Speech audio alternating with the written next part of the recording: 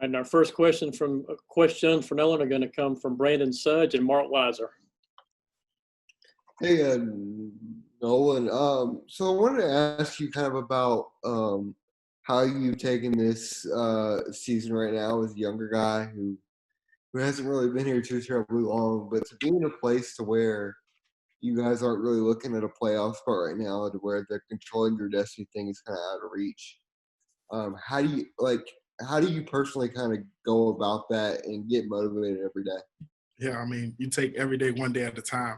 I mean, you shouldn't need motivation, man. We were fighting to play a football season, and now we get the opportunity. And some guys talking, like you said, what is your motivation? We get to play football, so we got to come in and prepare every day. Like it might be our last day. I mean, you see guys getting banged up and hurt in other conferences and other leagues that don't get to play it down anymore. And you just try to take every day one day at a time. I mean, I tried to have the best Tuesday I can have today, and I tried to have the best Monday yesterday. So you just take everything one day at a time. Hey, Nolan, I know, it was a rough game for a lot of folks, on Georgia, including the quarterbacks last game. I'm curious, 2 days of practice, what you've seen from those three guys with Stetson out in terms of, how you guys might be, at that position if Stetson isn't able to go.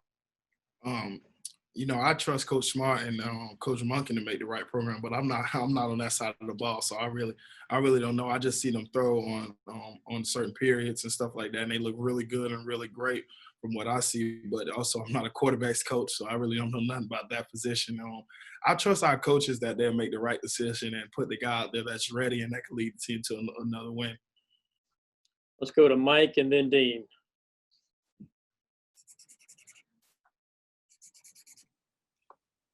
No, I just want to ask you, just your thoughts coming out of that Florida game in general, just you personally and your performance, where you think you're at.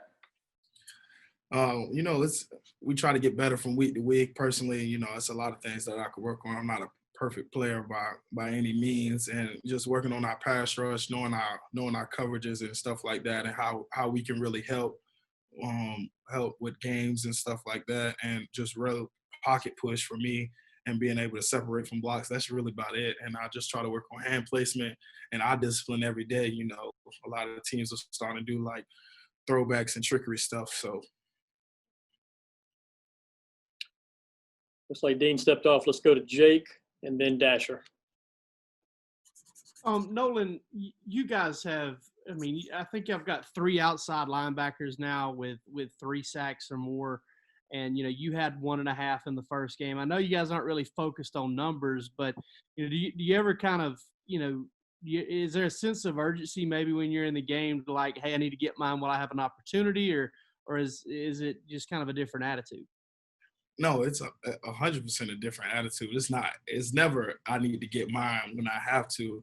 It's you do it for your brother, for your team. If I see Aziz get a sack, I'm gonna be yelling from the sideline, great job, Aziz. And I know when I get a sack, he's yelling the same thing. It's never that's really like a selfish mentality, and that's nothing like that on our team.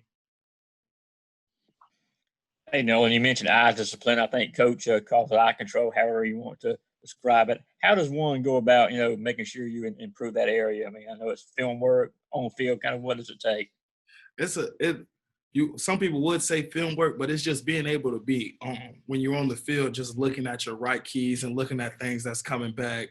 I mean, it's just a lot of things you can do. You can watch film, recognize play sets, or say, oh, this play, I know what this is going to happen. I got to watch this key and all of that. But it's just a lot of guys prepare a lot differently. Like I'm one of the guys that got to see it off the field and look at film and stuff like that and analyze it and then carry it on the field. Thanks, man.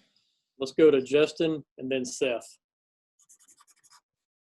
Hey, man, appreciate you taking the time with us tonight. What are kind of the big headlines of what Mizzou does well, and what's it going to take to slow them down?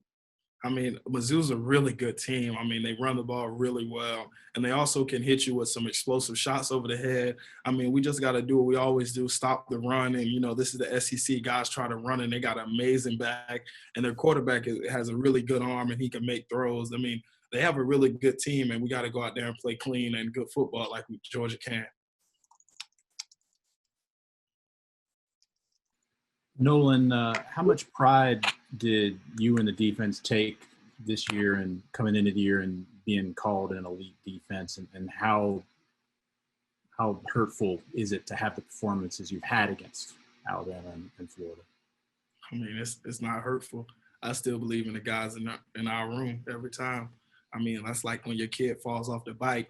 You don't tell them, oh, well, you stay down. You don't ever ride the bike again. You tell them to get back up and keep on riding. I mean, we can't just fall down and lay down in sorrow. We got to get back up and get back in the groove of things. Just like when you first started riding the bike, you fell down, but you didn't stay down. You kept riding. Let's go to Palmer and then Griffin. Yeah, Nolan, Coach Smart said today that y'all need this game this weekend. Why do you think that is? Is that a factor of coming off of the loss and needing to get that taste out of your mouth, or how do you take that? I mean, the fact that we need this game is exactly what Coach Smart says. We just need to get on the right track, get going, get back to playing Georgia football, and get comfortable as a team and to build the team camaraderie back. You know, sometimes after a loss, it can be hurtful, and guys, everybody deals with it different ways. Some guys don't like talking to people. Some guys just like going through practice. And I know when we get back to this game, we'll see that brotherhood form back and everybody get ready to play again. Hey, Nolan. So how do you feel the guys have handled precautions and code restrictions so far this year? Is there like an added pressure or an emphasis on it now that the SEC is having some teams unable to play? Well, of course, every day, you know, I got my mask right here, and we wear our mask in every meetings and stuff like that, and we try to be safe.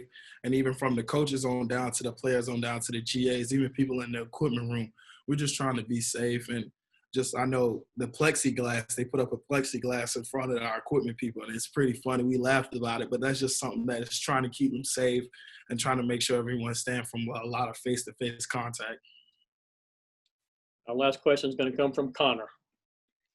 Hey, Nolan, what was sort of the mood of the team these first two practices this week, and where is the mindset going into the Missouri game, with this being really the first game of your time here at Georgia where you don't control your fate to getting to the SEC championship game?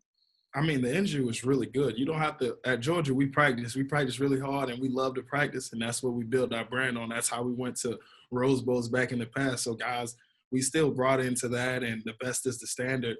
And we just got to go out every day and just take it one day at a time. I mean, we can't get ahead of ourselves. And we got really good energy at practice, guys flying around, guys making plays all over the place. There's nobody hanging their head or thinking that we're down. We're just still here to play football. Nolan, thank you for your time, and have a good rest of your night. Yes, sir. Thank you.